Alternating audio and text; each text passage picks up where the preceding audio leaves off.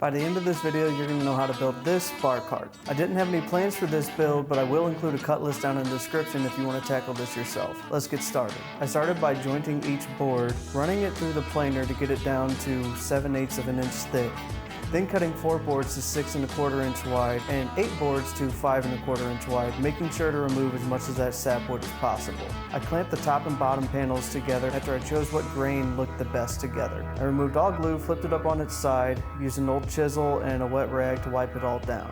After the top and bottom were clamped up, I moved on to the smaller panels. They're the same length at about 48 inches, but they'll be a little bit thinner due to me ripping them down to 5 1/4 inch. This will make a lot more sense whenever we get to the end. After everything was dry, I ran each panel through the planer, getting it down to the final thickness of 3/4 of an inch. I moved over to my miter saw, cut a square side on each panel. Since my miter station is under equipped, I screwed a 2x4 and used it as a stop block.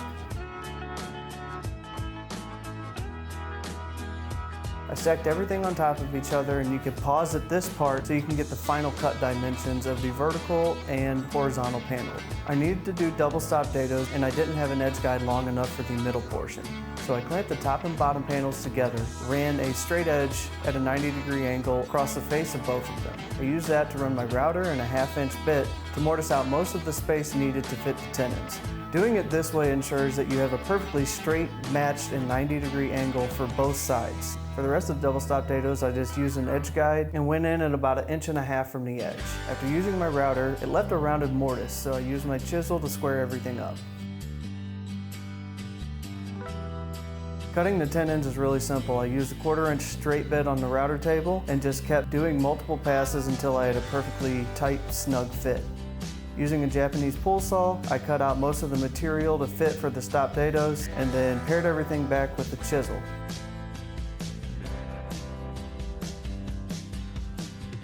I gave everything a real quick 120 grit pass and decided to move on to decorative portions. I thought the last vertical panel needed some sort of enhancement because everything being square was just boring to me. So I thought maybe I can make it look like a beer glass. So I grabbed my largest Forstner bit, it was a 2-inch bit, and I used my homemade drill press table, which has a fence and a stop block, to drill out 2-inch holes on both sides of that last vertical panel. I went over to the bandsaw and cut out some straight lines going down to the corners, leaving this real cool half-hourglass shape. I cleaned up the saw marks with the card scraper, put everything together for a dry fit, and it started looking pretty cool. Before I did glue up, I wanted to round out everything that I possibly could because I didn't want this to look like a super square bar cart. I grabbed a roll of foam tape, drew it around the edges of my top and bottom panels, and took it over to the bandsaw and started cutting the curves. I cleaned everything up with the sander and then moved over and did the same thing to the corners of the drinking glass vertical panel.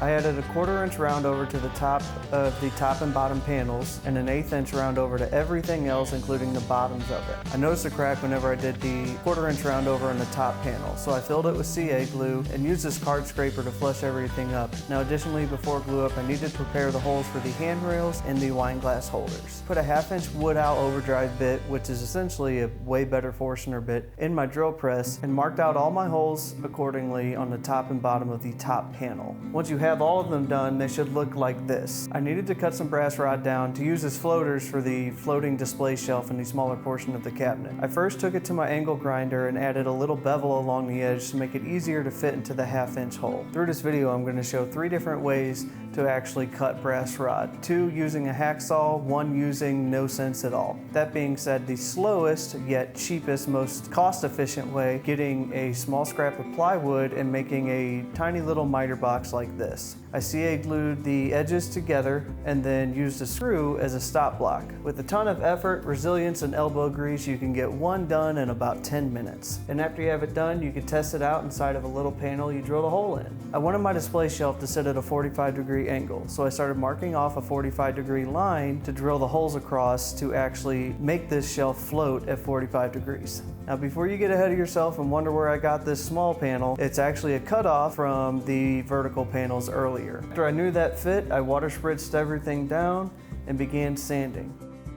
I just got this Festool sander, and I plan on doing a comprehensive review on it after I get some more use out of it. So if you want to see that from someone who's not paid by anybody, go ahead and subscribe, like this video, and be ready for whenever I post that. Now, I thought the drinking glass vertical panel was still a little boring, so I grabbed a spoke shave and put this little detail on the edges just to add a little bit of third dimension to it. Now, I prepared for finish by wiping all the panels down with mineral spirits. Once that was dry, I applied Rubio Monocoat and started scrubbing away. You can see I used blue tape around the mortises to actually keep the finish from seeping into those parts because I needed the glue to still stick. Rubio is one of my favorite finishes because of how easy it is, how great it smells, and the overall look of the walnut whenever it's done. The two adhesives I'll be using for this build will be Titebond Extended Wood Glue, and the second thing I'll be using is the overall champion of this build, which is Loctite Extreme Glue. This stuff is insane. It sticks to everything but silicone. I began filling out the mortises with glue, spread it all around with the silicone brush, and then I filled out all the holes for the brass to fit in with the Loctite.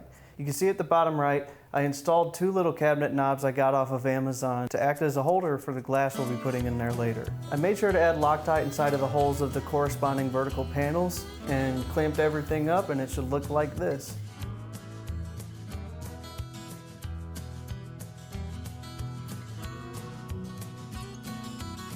Now on to the two other ways I decided to cut the brass. I needed to cut a bajillion of these to about 2 inches long, and this hacksaw and miter box turned out to not be perfect. It took way too long, so I decided to get a little squirrely, in the words of John Malecki.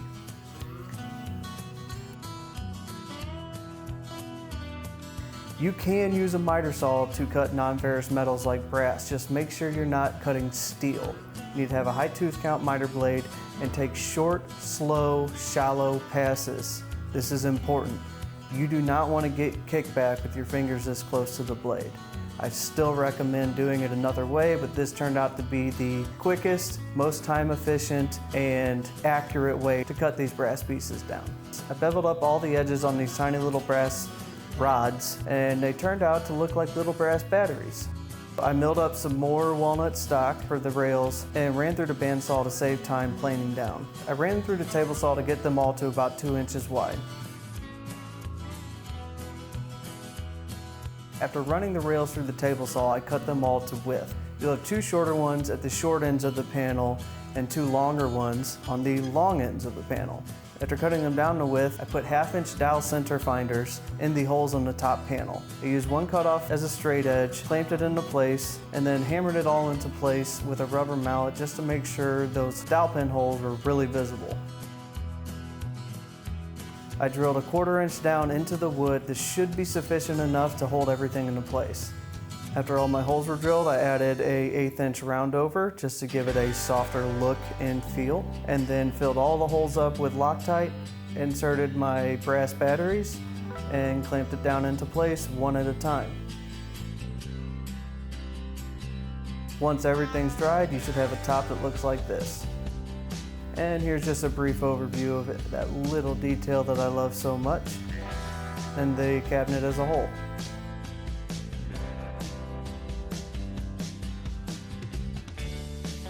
One part I forgot to record was the actual wine glass holders themselves. That being said, it is the same exact process as the top rails. I got these casters from a website called Caster Connection. No, they are not sponsoring. They were just the only place that would give me big enough casters for this build. I am only 31 years old, so I am not vintage, but I wanted these feet to look vintage. So I drew out a shape I thought would look nice, took two more cutoffs from the panels, and placed them in a place I thought the grain direction would look best.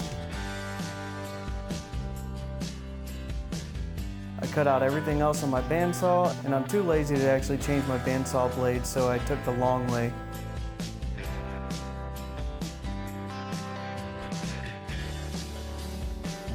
After I got the approximate shape I liked, I smoothed everything out and did final shaping on a spindle sander. This just made everything a lot easier while these were still stuck together with double-sided tape. Right here, I cut the bottom of both feet off while they're still taped together. This allows it to be perfectly parallel with the top and also come down to the exact size needed to be level with the casters.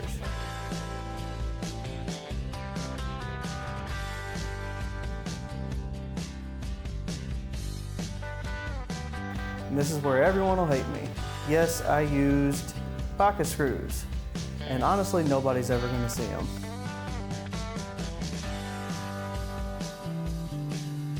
I used two 4x4 cutoffs to pick everything up and screw these into place.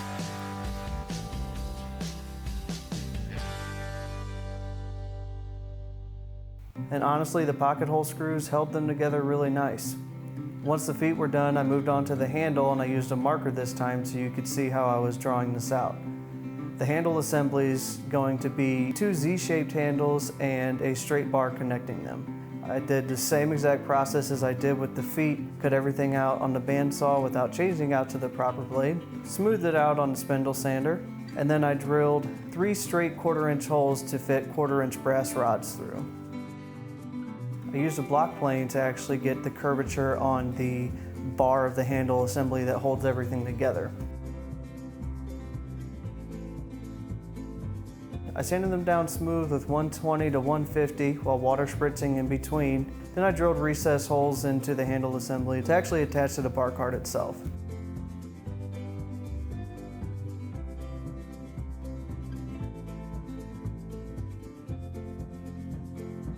These 1/4-inch brass rods were fitting too tight, so I had to get a rubber mallet and hammer everything down. And then I used the bottom of a block plane to flush it up as much as possible. What's great about brass is you can actually sand the rest of it flush if you get it flush enough.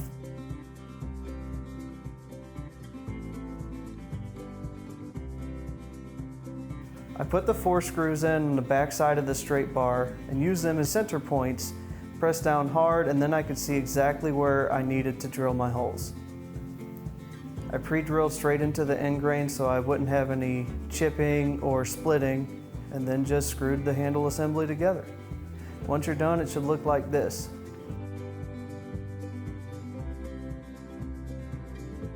I used a spacer block to screw it into place on the bar cart so everything was level and even. Then I got these little puck lights to stick underneath to actually light up the display shelf. I didn't like how you could see the one in the display shelf, so I decided to make a lampshade. I just took 4 cutoffs and cut them all to the same size. I planed down both sides to make them flat and even.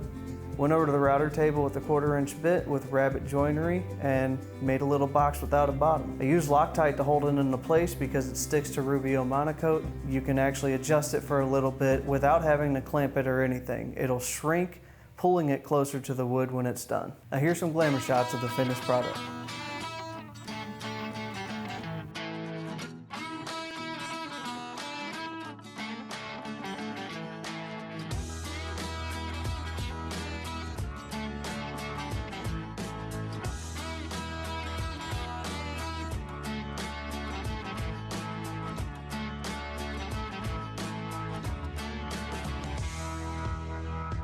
Thanks for watching, guys. If you like this video, make sure you like and subscribe.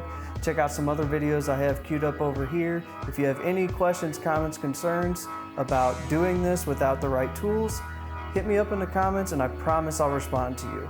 Again, thanks for watching and happy building.